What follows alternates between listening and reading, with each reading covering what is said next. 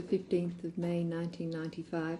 My name is Sharon Savdi, S-A-V-D-I-E, and today I'm conducting an interview with Margaret Odds, O-D-Z-E, in English, and we are filming in Sydney, Australia. This is on.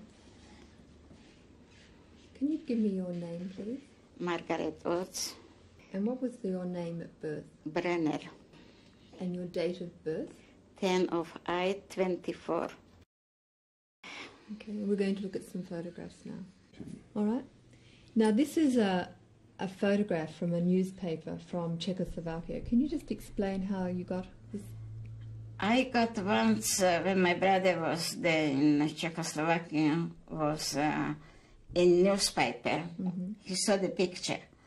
And they stayed, they took the apparat from... How did they get the picture? That's what they said. Yeah. How do you call apparat? The photographing... the film. The film. They find in his in camera. They took from one assessment, one right. camera, mm-hmm. and he has this film in it. Right. And they put the film to Prague Museum. Mm-hmm. And in Prague Museum was one, my girlfriend, what she was living in Bratislava, she went there, and she recognized the picture, mm-hmm. and she told the name. So the name is Citronova, Kleinova, and Brennerova, you know, because in Czech you say Ova on the, and so they put in paper, in newspaper. Right. And my brother bought the newspaper and saw this. Mm-hmm. I was already here. So he sent me here, mm-hmm. this one. And it's the photograph taken in Canada? In Canada, in Brzezinki. In Auschwitz. You see, that's how I had this one, like what was, I was like, they call loitering, mm-hmm. was, take from the things and carry to the tables. Mm-hmm. So I was wearing big bag, and this one was, you have to serve to every table has this one, so. And which one is you? This one. This is you? Yeah. And who's this? Kleinova, she's from Koshice, they said. And that's the Citronova, Hindu Citronova. Right. We was working together. Mm-hmm. And that's what they stayed, this one. They poznali svoje vrahy, then I recognized them, this one, enemy. Okay, thank you. And that's, okay. That's our wedding picture. We was married in 47 in Teplice. And on 27 of November 47. Okay, thank you.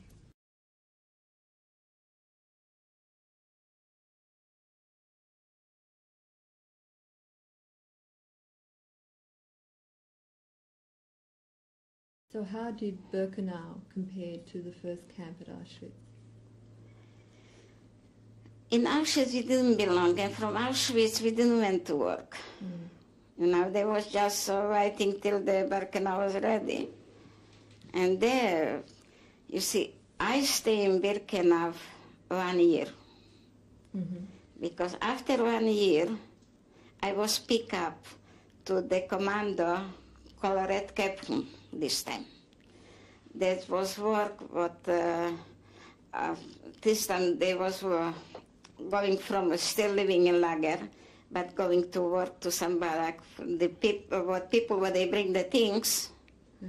And we work with this sortir and everything. And this one they open the baggage, and we was working on this thing. And this time, who got in this commando was lucky. What was the name of that commando? Canada? First, there was Red Captain. Mm-hmm. After, they took us from Birkenau, and there where we was working, the place called Brzezinki, just opposite crematorium, just like here flat, So after we lived there, they have barracks, 2 or 3 barracks, because there was night, there's so many people, so many transport comes, so there was so many, there was night shift and day shift. And so we was living there, sleeping. We didn't come any to lager. Mm-hmm. We was there, like so they call us Sonderkommando. Right. And it was in the Canada. And that's what they call Canada. Right. How did you feel about working in that place? You see, you feel terrible in this one because you saw this one, and you saw the people when they were taken to the gas chamber, because this was like gas chamber was like here. We live here, road in the middle, a gas chamber like the flats. Right. So you saw people march to the gas chamber, you know. Mm. But I don't know, you didn't have feeling. We used to get, straight away when we come to Auschwitz, not to have period, they used to put bron, they call them, in mills. Bromide, yes. And they took all the feeling from you. You didn't have feeling. Mm. We was in the morning when we got up, and was full dead people on there, we was walking on them, but you didn't have any feeling. Mm. So, I don't know, we've been like animals. We didn't have any feeling, nothing. And in the Canada, they said that they will, to the end, they will kill us, not to leave any evidence. Because that's what they done, for every transport when come, not everybody, everything, they pick up 20 men, Yeah. and they call them Sonderkommando, and the men, they work them, first the people, they put in one place and they gas them. We saw it was small window, when they pulling the first from the window, they gas they string in this one. But you could see in the window? We could see from there, of course, like they're doing, because it was so close. And after, the men used to take the dead body from this place and put in oven. Could you see that as well? Of course we saw.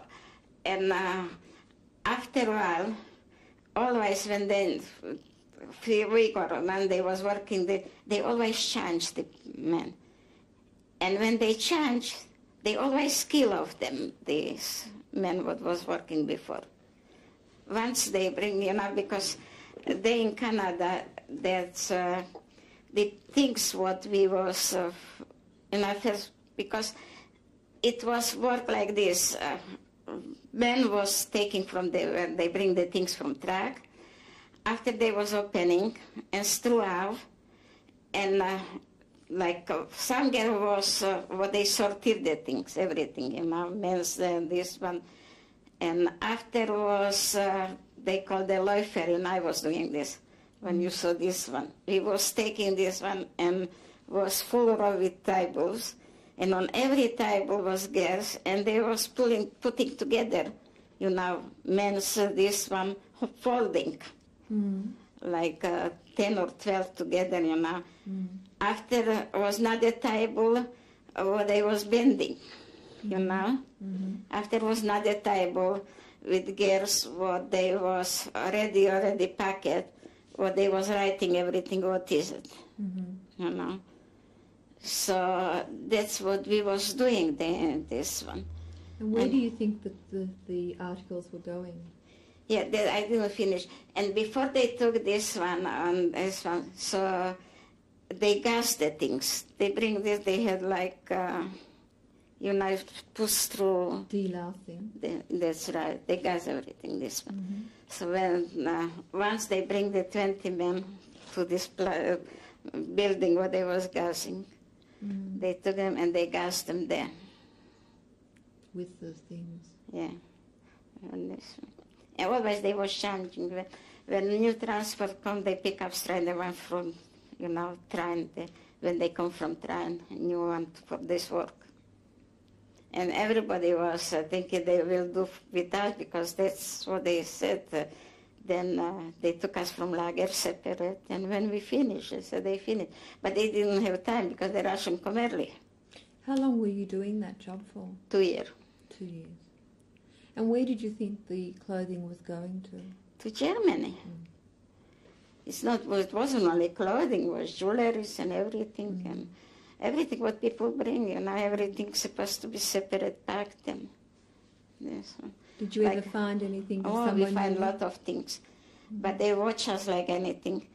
You know, for instance, like you find a lot of jewelry sewing in the, on this one, and but they watch us terrible. But still, you could this one. So we didn't want to let's go to Damien.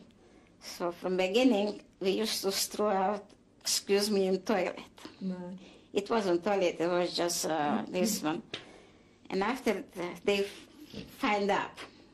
So you were throwing it away so that the Germans wouldn't get they it? couldn't get it. So they find out about it. So they put one Polishman, what he was prisoner too, not Jewish, at the toilet. And if you go to the toilet, he was checking us. We called him this one, Scheiß commando, we called it, excuse me, in this one, because he always, but every while when we find out how to pull, where we was working to put on, because like, on the floor there was nothing, only earth and this one, so we tried to. But it was very dangerous, because if they will catch you, but they shot you straight away on the price. How many women were working there? Oh, it was 2 shifts. It was about 120 or 150 one shift. Is that right? Oh, you should to see how much there was like 2-story house, so they back when all that time, transport after transport, it was so a lot of work. Did you get special privileges in terms of food or? We got privileges this one. We supposed to give up everything what we find. But you know how people packed some, here you find chocolate or this one. So we try to always organize. This was a privilege. And then we find here bread or biscuit and this one. And we try to organize, so everybody find something and how he could hide and to have. Otherwise, we have privileges, then we didn't have to stay Seilapen, and we didn't have to stay sorting. There was a big privileges. That was a big deal. Then. Is there anything in any of the suitcases that you remember that touched you particularly? I tell you, nothing touched you there. Nothing. Because you've been like animal, nothing touched you there. So it was your work day by day. That's what he was doing. And, when we was working there and in this barrack, that's, again, an Interschafführer, his name was Franz Wunsch. And he was in love with my Slovak girl. She was beautiful. She's still alive in Israel. But he was so in love with her, and he was in charge of the barrack when he was working. And she was working in this barrack. And she was on the table when they was writing, in this one. He was standing whole day there. I believe he was very bad to men, because there some men was working, when they bring this one and from the truck, so he was hitting them everything. But because of her, he made blind eyes, but he didn't want to see it because of her. So once we was on lunchtime, and we saw transport going. And she recognized her sister with 2 children. So she ran straight away after him, and he said, my sister with 2 children going there, when they went to gas chamber. So he ran after them, and he said he will try what he can do. So he went to the assessment, what they went with the transport. And after he come back, he said, have a look. I might can save her. I can't save the children. So he went back. Of course, she didn't know. She didn't know where she is going in this one, because nobody knows. When they come fresh transfer from, they didn't know. So they took the children from her, and they bring her to where we was working, to the sister. She was very sick after this one. But the children, they took to gas chamber. How did she cope with that? Not very well. She was very sick for a few days. But he saved her. And did she live? She lived, yeah. She survived. I don't know if she's still alive because she was older. And the sister was older like I am. And what happened to that man, do you know? To the man, after the war, I have one, what I said, a friend in San Francisco. And she worked for the Holocaust a lot. So first time when I met her in San Francisco, so she said that in Germany, they put him on trial. And they have to, like this girl, she lives in Israel still. She have to go on the trial, to this one. So, and this, my friend, she was on the trial like witness too. Because they, they pay for this one, they bring her from Czechoslovakia. And she is the one what she recognized name from in Prague in museum. And he said he was just sitting there with his wife and son. And she was a beautiful girl. This time she was already married, older than this one. But she still, I believe, is very beautiful. She is already over 70, but she's... And he said when he saw her, he was sitting with the son, and he started to cry. And when they called her, like witness, so she told the truth. He said, have a look. What I know to the man, he was pretty, bad. But he saved my sister. What he was in charge of our commando, he was good to us. So I don't know if if they put him some in jail or something. I don't think so. He was already older. His name was Wunsch, Franz Wunsch. I know this story because from the girl from San Francisco, because she was on the trial. She was very angry on this girl, then she told like this nice, but she told the truth. She told the truth. He was so in love with her.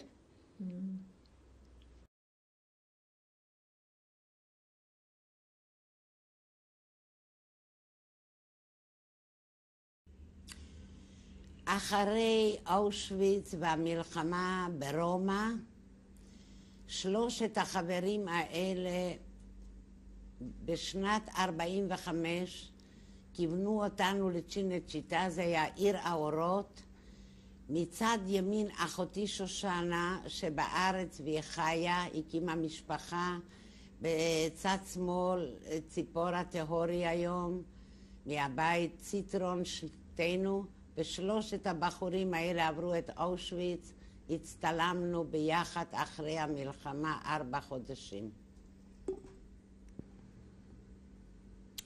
זו אני, ציפורה טהורי, בחתונתי שהיא נערכה בדיוק שעה. בעלי היה בחופה ומיד החבר'ה לקחו אותו כי הוא היה איש מחתרת, איש אצ"ל, מפקדת אצ"ל. זו התמונה שישנה מחתונתי. בצד ימין אחותי מרים שהגיעה ב-35 לארץ, היו לה כבר 2 ילדים גדולים, נולד לה עוד ילד, יהודה. באמצע אחותי שיצאה מקרמטוריום ואיבדה את כולם, וזה בן בכורה מיכאל. ובצד שמאל אני עם בני בכורי ישראל טהורי. זאת אומרת, ההבדל בין הבנים הוא לא גדול, ואנחנו 3 אחיות ביחד עם הבנים. כאן בתמונה ביתי, בת מצווה, טיול על אונייה, בעלי דוד טהורי, ציפורה טהורי וילדה בילה טהורי.